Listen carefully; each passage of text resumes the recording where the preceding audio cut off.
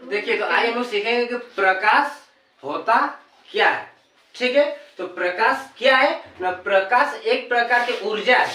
प्रकाश एक प्रकार की ऊर्जा है जो हमें किसी वस्तु को देखने में मदद करती है। अगर प्रकाश नहीं होगा तो हम किसी वस्तु को देख नहीं सकते हैं। ठीक है, तो प्रकाश क्या है? एक प्रकार की ऊर्जा है जो हमें किसी वस्तु को देखने में मदद करती है। प्रकाश अगर उपस्थित होगा तो हम किसी वस्तु को देख सकते हैं, नहीं तो देख नहीं सकते। ठीक है, तो प्रकाश एक ऊर्जा है। ठीक है, आज हम लोग सीखेंगे कि प्रकाश का परावर्तन क्या है। ठीक है, थ्योरी और फिर इसका एक्सपेरिमेंट भी करके दिखाएंगे। ठीक है, तो सबसे पहले प्रकाश का परावर्तन होता क्या है, पहले थ्योरी जान लेते हैं, फिर इसका प्रैक्टिकल करके दिखा देंगे कि प्रकाश का परावर्तन है क्या, इसका नियम क्या होता है, इसका नियम कितने प्रकार का होता है। ठीक है, तो ये मान लीजिए कि कोई स्रोत है और कोई मान लीजिए लाइट है क्या? लाइट है, तो लाइट अगर यहाँ पर हम ऑन करेंगे तो उसका रे यहाँ आएगा कि नहीं आएगा। और यहाँ पर हम रख दिए हैं एक समतल दर्पण। कौन सा दर्पण है? समतल दर्पण। ठीक है, तो यह क्या है ना, समतल दर्पण है और यहाँ पर एक हम टॉर्च रखे हैं। ये है समतल दर्पण और रखे क्या है? टॉर्च। तो ये कोई स्रोत हो गया और यहाँ से कोई प्रकाश किरण अगर आया तो फिर लौट कर इसी माध्यम में जाएगा कि नहीं आएगा? ना आएगा और पार हो जाएगा क्या? पार तो नहीं होगा। क्यों? नीचे हम पेंट क्या हुआ है। ठीक है, तो स्रोत से कोई प्रकाश किरण आती है, फिर किसी चिकना सतह या दर्पण से, कोई भी चिकना सतह भी हो सकता है, दर्पण भी हो सकता है। तो स्रोत से जब प्रकाश किरण आती है वो टकराकर फिर उसी माध्यम में लौट जाती है।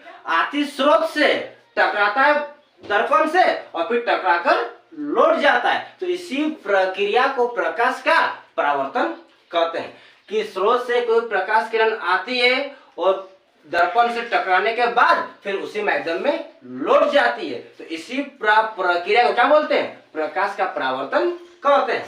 ठीक है, जो स्रोत से जो किरण आ रही है उसको बोलते हैं आपतित किरण। स्रोत से आने वाले किरण को बोलते हैं आपतित किरण। और यहाँ परावर्तन हुआ कि नहीं, टकराया, तो टकराकर जाने वाले जो किरण होता है ये इधर से आ रही है, इसलिए इसको बोलते हैं आपतित किरण। ये टकराकर जा रही है, इसलिए इसको बोलते हैं परावर्तित किरण। आने वाला को आपतित किरण, जाने वाला को परावर्तित किरण। और बीच में एक क्या काल्पनिक रेखा अभिलंब होता है। काल्पनिक रेखा अभिलंब होता है। अभिलंब क्या है? जो सतह है, जो दर्पण से 90 डिग्री का कोण बनाता है। अभिलंब दर्पण की सतह से कितना डिग्री का कोण बनाता है? 90 डिग्री का कोण बनाता है। ठीक है, ये जो अभिलंब है और ये क्या है? आपतित किरण है। तो आपतित किरण और अभिलंब के जो बीच का झुकाव है, कोण है, इसको बोलते हैं आपतन कोण, एंगल आई। बोलते हैं आपतन कोण, दर्शाते हैं एंगल आई से। सॉरी, आपतन कोण कहते हैं। ठीक है, आपतित किरण और अभिलंब के बीच के कोण को आपतन कोण कहते हैं और इसे एंगल आई द्वारा दर्शाया जाता है। ठीक है, फिर ये अभिलंब है और ये क्या है? परावर्तित किरण है। तो परावर्तित किरण और अभिलंब, परावर्तित किरण और अभिलंब के बीच का जो भाग है कि नहीं, कोण है, तो इसको परावर्तन कोण कहते हैं और इसको आपतन कोण दर्शाते हैं एंगल आई से। जो जाता है उसे परावर्तित किरण, ये जो कोण है उसे बोलते हैं परावर्तन कोण, दर्शाते हैं एंगल आ से। ठीक है, तो प्रकाश का जो परावर्तन होता है, समझ में आया कि कोई प्रकाश किरण आती है, टकराकर उसी माध्यम में लौट जाती है। तो इसी प्रक्रिया को क्या बोलते हैं? प्रकाश का परावर्तन कहते हैं। अब क्या होता है? तो प्रकाश का परावर्तन का दो नियम है। प्रकाश के परावर्तन का दो नियम है। पहला नियम क्या है? जो आपतित किरण, ये क्या है? परावर्तित किरण और ये क्या है? अभिलंब है ना। तो आपतित किरण, परावर्तित किरण और अभिलंब देखो एक ही तल पे, एक ही बिंदु में यहाँ पर स्थित है कि नहीं है? एक ही तल पे। और समतल दर्पण क्या है? आपतित किरण भी है, परावर्तित किरण भी है और अभिलंब भी। देखो एक ही सतह पे है कि नहीं है? एक ही सतह पे है। और देखो जो ये एक ही बिंदु पे, मतलब जहां पर अगर टकराता है वहीं से परावर्तन हो जाता है। और यहाँ पे एक काल्पनिक रेखा क्या होता है, अभिलंब होता है। तो पहला नियम क्या है, प्रकाश के परावर्तन का दो नियम है। पहला नियम क्या है, जो प्रकाश का परावर्तन है वह आपतित किरण, परावर्तित किरण और अभिलंब एक ही तल का एक ही बिंदु में स्थित है कि नहीं है ना। तो इसी को बोलते हैं प्रकाश का परावर्तन का पहला नियम कि आपतित किरण, परावर्तित किरण और अभिलंब एक ही तल के एक ही बिंदु पर स्थित होता है। ठीक है। और दूसरा नियम क्या है ना, हमेशा आपतन कोण और परावर्तन कोण का मान सदैव बराबर होते हैं। सदैव बराबर होते हैं मतलब हमेशा बराबर होता है। जो एंगल आई का मान है कि नहीं है वो हमेशा एंगल आर के मान के बराबर होगा। आपतन कोण और परावर्तन कोण हमेशा बराबर होता है। अगर एंगल आई का मान 40 डिग्री है तो परावर्तन कोण का भी मान क्या आएगा, 40 डिग्री।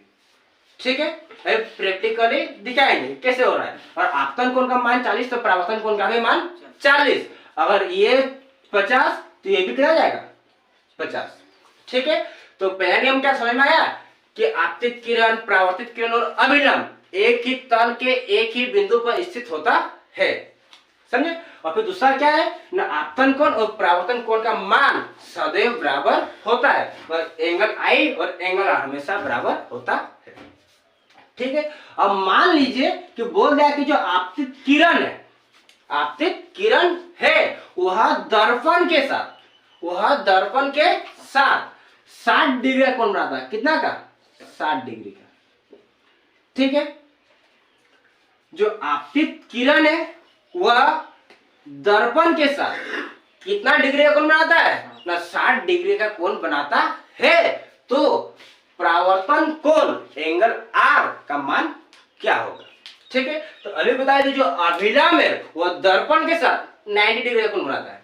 बताए थे ना कि जो अभिलंब है, जो दर्पण है वह हमेशा अभिलंब दर्पण सतह के साथ हमेशा 90 डिग्री का कोण बनाता है। ठीक है, वह ये पूरा गोटा टका जाएगा, यहाँ से यहाँ पूरा गोटा क्या जाएगा, 90 डिग्री होगा ना, 90 डिग्री। और 90 डिग्री में ये अकेले कितना ले लिया, 60। तो ये ऊपर वाला कितना मिला, 30। पूरा होता है 90 डिग्री और ये अकेले ले लिया 60 डिग्री, तो ऊपर वाला कितना मिलेगा, 30 डिग्री। मतलब एंगल आई का मान कितना है, 30 डिग्री। और अभी बताया प्रकाश के परावर्तन का दूसरा नियम कि एंगल आई बराबर हमेशा होता है एंगल आर। बताए थे ना, यह सदैव बराबर होता है। और एंगल आई का मान कितना दिया है, 30 डिग्री दिया है। तो एंगल आर का भी मान कितना जाएगा, 30 डिग्री। ये आपका आंसर। ठीक है, तो चलिए आगे देखते हैं इसको प्रैक्टिकली एक्सपेरिमेंट करके, है ना। देखिए, तो अब हम एक्सपेरिमेंट करने वाले हैं प्रकाश का परावर्तन का, कि किस प्रकार कोई आपतित किरण और परावर्तित किरण काम करता है। देखिए, तो ये क्या है, एक स्रोत है। क्या है, एक स्रोत है। स्रोत से आने वाली किरण को आपतित किरण कहते हैं और फिर दर्पण से टकराकर जाने वाले किरण को परावर्तित किरण कहते हैं। ठीक है, जो आ रहा है वो आपतित किरण, जो टकराकर जा रहा है वो परावर्तित किरण। तो हम आपको बताए थे प्रकाश का परावर्तन का दो नियम कि आपतित किरण, परावर्तित किरण और अभिलंब एक ही तल के एक ही बिंदु पर उपस्थित होता है। चलिए आगे एक्सपेरिमेंट करते हैं।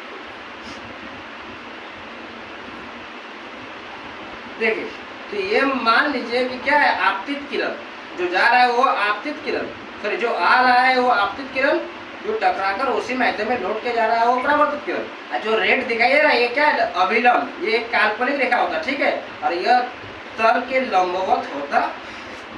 ठीक है, तो पहला नियम क्या था प्रकाश के परावर्तन का, कि आपतित किरण, परावर्तित किरण और अभिलंब एक ही तल के एक ही बिंदु पर उपस्थित होता है। तो देखिए, एक ही आगे हम देखने वाले हैं प्रकाश के परावर्तन का दूसरा नियम कि किस प्रकार आपतन कोण और परावर्तन कोण का मान समान होता है। तो ये हमारा जो ग्राफ है इसमें एंगल लिखा हुआ है। तो आगे हम इसमें देखेंगे कि किस प्रकार आपतित किरण आएगा, परावर्तित किरण जाएगा और आपतन कोण और परावर्तन कोण का मान समान होता है। देखिए, तो मान लीजिए,